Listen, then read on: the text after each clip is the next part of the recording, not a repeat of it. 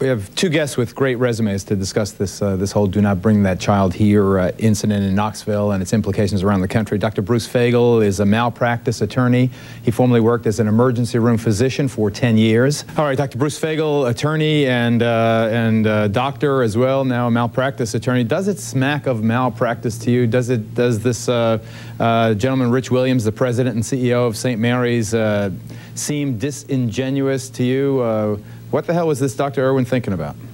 I don't know. That's going to be the most interesting question, because I suspect there had to have been some other motivation we don't know about at this point. But on the face of the facts, this represents on the face of the facts, this represents a situation of gross negligence, because refusal to treat a patient in a cardiac arrest condition is gross negligence. There are very few things that rise to the level of something beyond negligence. That's one of them.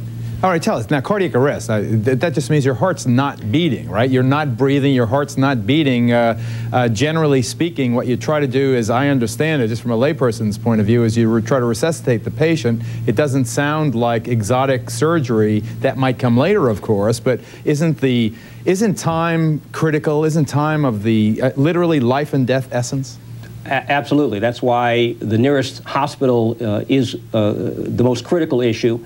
The paramedics would begin basic CPR. The child in this condition would probably need administration of some medication, may potentially need to be intubated or have a tube placed in her airway. If for some reason they didn't have that tool, which I find very difficult to believe, it's not anything exotic, a small endotracheal tube, they could still ventilate the child adequately with proper positioning. And it sounds like, from the press releases of what the child's condition was, that this was a child that simply stopped breathing because probably choked on her formula. And that is not a child that needs any pediatric surgery or anything exotic. Dr. Fagel, haven't there been, let's assume this kid needed a tracheotomy, which is a fairly exotic, serious surgery. It's not exotic, it's very common, but I mean, if I guess you don't have the equipment, it could be considered exotic. And but I remember in the Boy Scouts, didn't they do tracheotomies with ballpoint pens? Didn't they, yes. Swiss Army knives?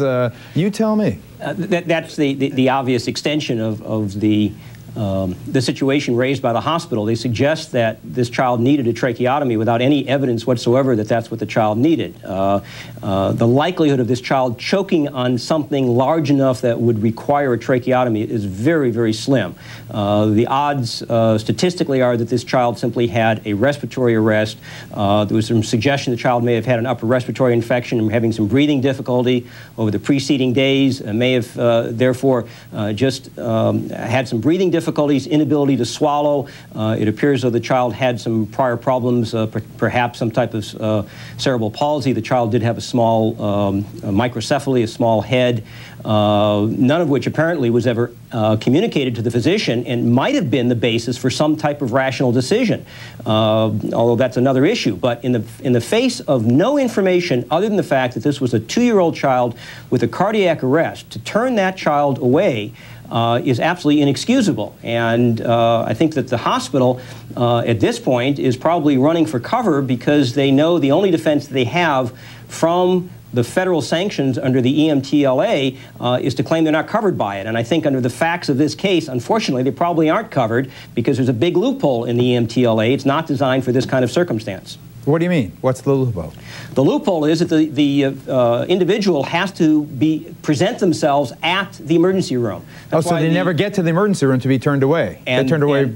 And federal courts put the heat on the metro ambulance driver. And federal courts have interpreted situations where patients were not actually physically present in the emergency room as not being covered by the Act, because the primary legislative purpose of the Act was an anti-dumping statute to prevent hospitals from dumping patients for economic motives.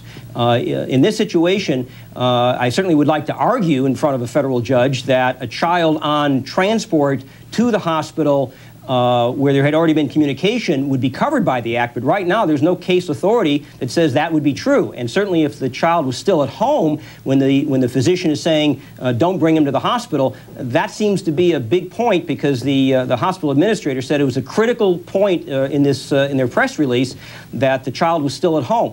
Well, thank God for audio tape. Thank God for videotape. It has changed the way the world sees these things and these disputes of fact. I think that any jury hearing that audio tape might indeed feel that the Federal Emergency Medical Treatment and Active Labor Act applies in this case.